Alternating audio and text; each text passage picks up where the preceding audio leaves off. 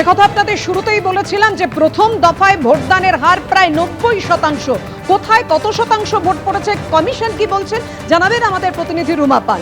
রুমা,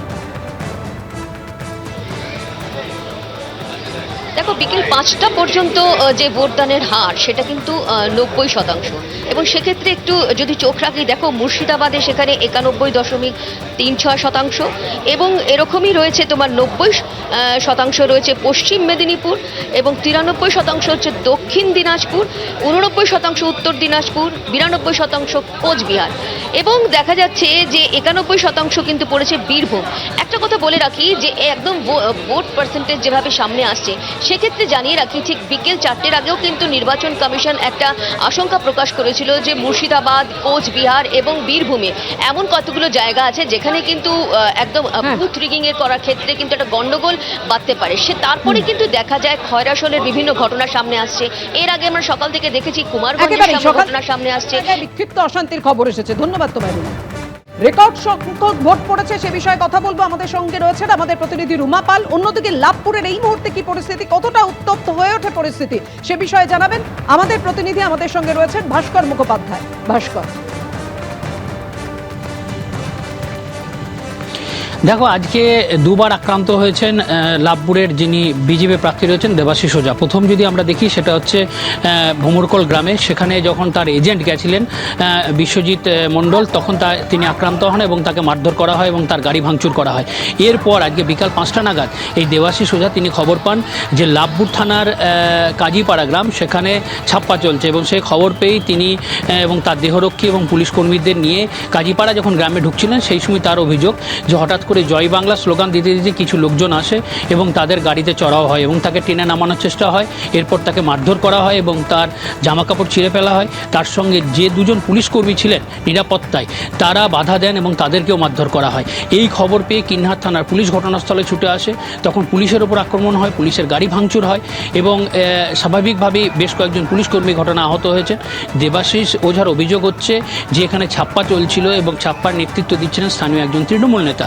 তার জন্য তিনি এখানে এসেছিলেন এবং সেইটা যখন তিনি গ্রামে ঢুকতে যাচ্ছিলেন, যাতে তিনি বুথ পর্যন্ত পৌঁছাতে না পারেন, তার জন্যই এই আক্রমণ বলে তিনি অভিযোগ করেছেন। এবং তিনি জানিয়েছেন যে তাকে আজকে যখন তিনি দুপুরের দিকে তার এজেন্ট গেছিল, তখন তার এজেন্টকেও মারধর করা হয়েছে। এর কারণ হচ্ছে একটাই, সেটা হচ্ছে যেহেতু এবার নিরাপত্তা রক্ষীর সংখ্যা বাড়ানো হয়েছে, ভোট খুব শান্তিপূর্ণভাবে হচ্ছিল, সেটাই বিঘ্ন ঘটানোর জন্য তৃণমূল এই ঘটনা।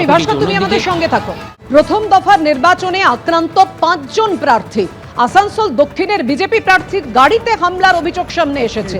আপনারা দেখতে পাচ্ছেন অগ্নিমিত্রা পালের গাড়ি কিভাবে ভাঙচুর করা হয়েছে। তৃণমূলের বিরুদ্ধে হামলার অভিযোগ করেছে বিজেপি।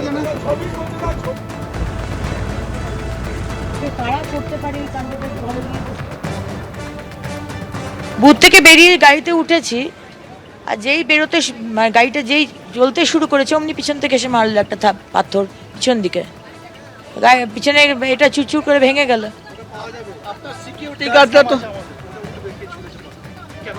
সিকিউরিটি গার্ড তো পেছনেই ছিল, মানে তাদের কিছু হয়নি তো, তারা হতে হয়নি। সিকিউরিটি মাঝখানে ছিল, আমার যে আত্মসহায়ক আছে ও পিছনে ছিল। কিছু হয়নি তো, বা আত্মসহায়ক? আমি তো সামনে ছিলাম, বা মেরেছে তো পিছন থেকে।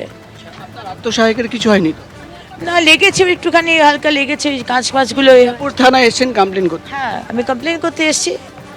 কারা আইডেন্টিফাই করতে পারলেন বা কিছু, মানে এত তো কারা, এটা তার আইডেন্টিফাই করার কি আছে? 2021-এ যখন আমি এসেছিলাম আরেকটা বুথের পাশের বুথে, তখনও স্টোন পেল্টিং করেছিল, আর আজকেও স্টোন পেল্টিং করছে। তো কারা করছে তো আপনি বুঝতেই পারছেন। আসানসোলের পর ঘাটালের মারিচা গ্রামের ছবি দেখাবো, যেখানে আক্রান্ত হলেন বিজেপির প্রার্থী শীতল কপাট। ঘাটালের 5 নম্বর অঞ্চলের 107 নম্বর বুথে উত্তেজনা তৈরি হয়। তৃণমূল আশ্রিত দুষ্কৃতীরা হামলা চালিয়েছে বলে অভিযোগ করেছেন শীতল কপাট। যে কথা আপনাদের শুরুতেই বলেছিলাম যে প্রথম দফায় ভোটদানের হার প্রায় 90%। কোথায় কত শতাংশ ভোট পড়েছে, কমিশন কি বলছেন জানাবেন আমাদের প্রতিনিধি রুমা পাল। রুমা,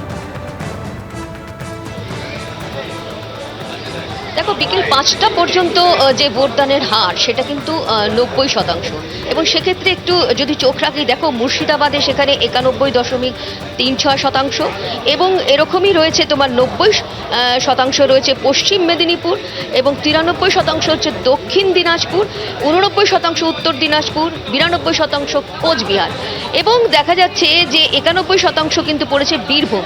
একটা কথা বলে রাখি যে একদম ভোট পার্সেন্টেজ যেভাবে সামনে আসছে, সেক্ষেত্রে জানিয়ে রাখি ঠিক বিকেল 4টের আগেও কিন্তু নির্বাচন কমিশন একটা আশঙ্কা প্রকাশ করেছিল যে মুর্শিদাবাদ, কোচবিহার এবং বীরভূমে এমন কতগুলো জায়গা আছে যেখানে কিন্তু একদম বুথ রিগিং এর করার ক্ষেত্রে কিন্তু একটা গন্ডগোল বাঁধতে পারে। সে তারপরে কিন্তু দেখা যায় খয়রাসনের বিভিন্ন ঘটনা সামনে আসছে। এর আগে আমরা সকাল থেকে দেখেছি কুমারগঞ্জের একেবারেই সামনে সকাল ঘটনা সামনে আসছে। বিক্ষিপ্ত অশান্তির খবর এসেছে। ধন্যবাদ তোমায় রুমা। এবিপি আনন্দ, এগিয়ে থাকে, এগিয়ে রাখে।